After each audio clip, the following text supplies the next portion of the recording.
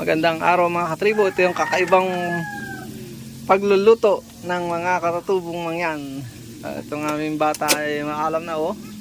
Si Totoy. Ang niluluto niya ay papayang ginisa. Anong rekado mo dyan, Totoy? Ha? Yan lang. Tatapos sa tubigan. Kita, buhay ang katutubong mangyan. Sa mga simpleng paraan. Taklob po yan oh. Kakaiba. Aba, ha? O, ito may uling. Hindi nga naman makakasilab. O, may planggana, stainless pa.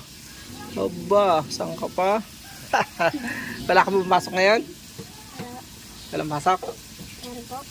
Papasok ka pa. Ayan. Sige. Aral lang mabuti. Para makaalis sa kahirapan, ha? Tayo ay maumunlad ang ating mga kababayang katutubo. So, yan o, kita nyo. Mga ilang minuto pa yan bago may luto Totoy. Yan ang ulam mo. Wala nang kasamang isda, tuyo. Wala na. Ikaw gay anak na Ate Ana? Pangilan ikaw? Pantatlo. Sige o. Ganda o. Kakaibang pagluluto. Wala ka bang kasirula? Wala. Hindi masasabawan.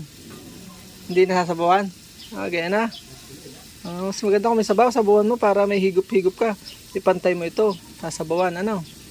So, ayos talaga. Si Totoy, astig.